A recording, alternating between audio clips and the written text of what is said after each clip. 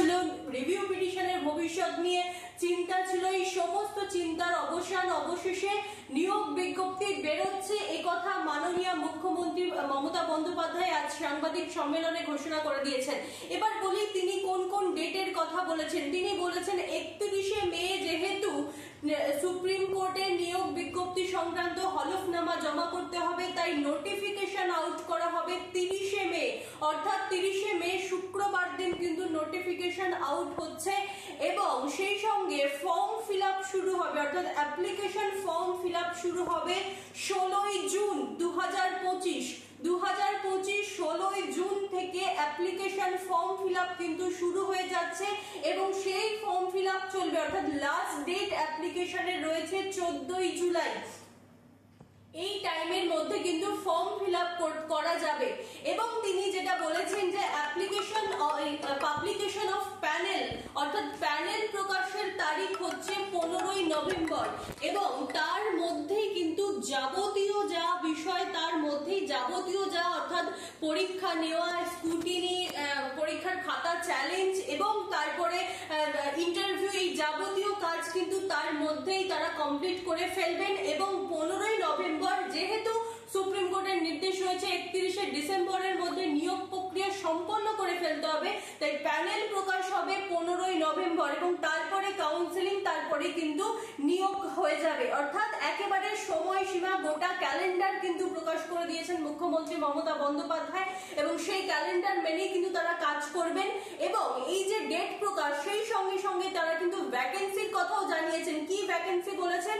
তারা বলেছেন 24,203 ভ্যাকেন্সি রয়েছে টিচিং এর ক্ষেত্রে এবং অ্যাডিশনাল ভ্যাকেন্সি হিসেবে কিন্তু তারা জানিয়েছেন 9-10 এর ক্ষেত্রে 11,517 এবং 11-12 এর ক্ষেত্রে 6,912। এই ভ্যাকেন্সিটা হচ্ছে অ্যাডিশনাল ভ্যাকেন্সি, অর্থাৎ এক্সট্রা ভ্যাকেন্সি। এবং এই এক্সট্রা ভ্যাকেন্সি অর্থাৎ তৈরি করা হচ্ছে, অর্থাৎ টোটাল ভ্যাকেন্সি তিনি যেটা বলছেন যে 44,203, এর মধ্যে রয়েছে 571 গ্রুপ সি এবং 1000 গ্রুপ ডি, অর্থাৎ এই পুরো টোটাল ভ্যাকেন্সি নিয়ে হচ্ছে 44,203। অর্থাৎ যেমনটা আমরা দেখেছিলাম যে প্রায় 40,000-এর শূন্যপদ তৈরি হয়েছে, ঠিক তাই এইরকম 40 থেকে 50,000-এর মধ্যে তো 44,203 ভ্যাকেন্সিতে কিন্তু পরীক্ষা হতে চলেছে নতুন নিয়োগ প্রক্রিয়ায়। এবং যেটা জানা যাচ্ছে যে শুধুমাত্র 9-10 এর ক্ষেত্রে যোগ্য চাকরি অর্থাৎ যারা চাকরি হারিয়েছেন তাদেরকে ধরে যদি বলা যায় ভ্যাকেন্সির কথা, আগের ভ্যাকেন্সির যে নাম্বার আমি বললাম সেটি কিন্তু 24,203, এটি আলাদা একটা ভ্যাকেন্সির কথা বলা হয়েছে, অর্থাৎ 26,000 যে নিয়োগের বাতিল হয়েছে তারপরে যে ভ্যাকেন্সি, আর তারপরে এক্সট্রা অ্যাডিশনাল ভ্যাকেন্সি যেগুলো তৈরি করা হয়েছে সেই ভ্যাকেন্সি হচ্ছে 11,517 9-10-এর জন্য এবং 6,912 11-12-এর জন্য। এবার আমি টোটাল ভ্যাকেন্সিটা একবার বলে দিই, চাকরি হারাদেরকে সমেত, অর্থাৎ যারা চাকরি হারা তাদেরকে নিয়ে যে ভ্যাকেন্সিটা হচ্ছে সেটা হচ্ছে 9-10 এর জন্য 23,212, 9-10 পরীক্ষার্থীদের জন্য টোটাল ভ্যাকেন্সি চাকরি হারাদের নিয়ে এবং নতুন যে ভ্যাকেন্সি সেই সমেত পুরো টোটাল ভ্যাকেন্সি হচ্ছে 23,212 এবং 11-12 এর ক্ষেত্রে কিন্তু সেই ভ্যাকেন্সি হচ্ছে 12,514। এই টোটাল ভ্যাকেন্সিতে কিন্তু পরীক্ষা হতে চলেছে। এবার বলি এজ রিল্যাক্সেশনের কথা। মুখ্যমন্ত্রী মমতা বন্দ্যোপাধ্যায় কিন্তু জানিয়েছেন যে যারা আনটেন্ডেড অর্থাৎ যোগ্য, সেই সমস্ত যারা চাকরি হারিয়েছেন বা যাদেরকে আবার পরীক্ষায় বসতে হবে এবং পুরো বিষয়টাই কিন্তু আইনি পথেই যাচ্ছেন এবং সেই কারণেই কিন্তু মাননীয় মুখ্যমন্ত্রী বলেন যে হাতে 2 দিন তিনি সময় রেখেছেন। এবং আরো একটি বিষয় তিনি বলছেন যে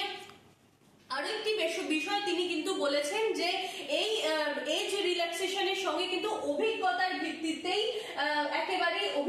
ভিত্তিতে কিন্তু এই একটা সুযোগ দেওয়া হবে এবং তাদের চাকরির কি অভিজ্ঞতা, তারা এত বছর চাকরি করেছেন সেই অভিজ্ঞতার ভিত্তিতেই কিন্তু তাদেরকে নম্বর দেওয়া হবে, একটা নম্বর দেওয়া হবে, এমন কথাই কিন্তু তিনি জানিয়েছেন। অর্থাৎ এর পরবর্তী ক্ষেত্রে সেটা পুরো বোঝা যাবে 30শে মে নোটিফিকেশন আউট হলে।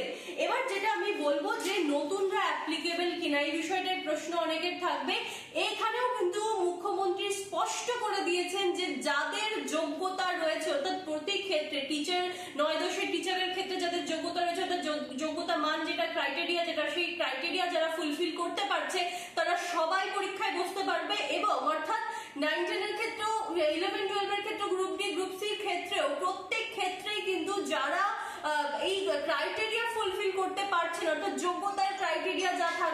ক্রাইটেরিয়া ফুলফিল করতে পারছেন তারাই কিন্তু প্রত্যেকে পরীক্ষায় এলিজেবল, এই কথা কিন্তু মুখ্যমন্ত্রী স্পষ্ট করে দিয়েছেন। তাহলে এই কথা বলার আর জায়গাই থাকে না যে নতুনরা বসতে পারবেন কিনা, প্রত্যেকে পরীক্ষায় বসতে পারবেন। এবং ডেটগুলো আমি আরো একবার বলে দিলাম, ডেটগুলো কি কি, ডেটগুলো আমি বললাম যে 16ই জুন অ্যাপ্লিকেশন শুরু হচ্ছে, চলবে 14ই জুলাই পর্যন্ত, এবং তার মাঝখানে হয়তো আমরা এক্সপেক্ট করছি সেপ্টেম্বরের শেষের দিকে হয়তো পরীক্ষা, লিখিত পরীক্ষা হয়ে যাবে।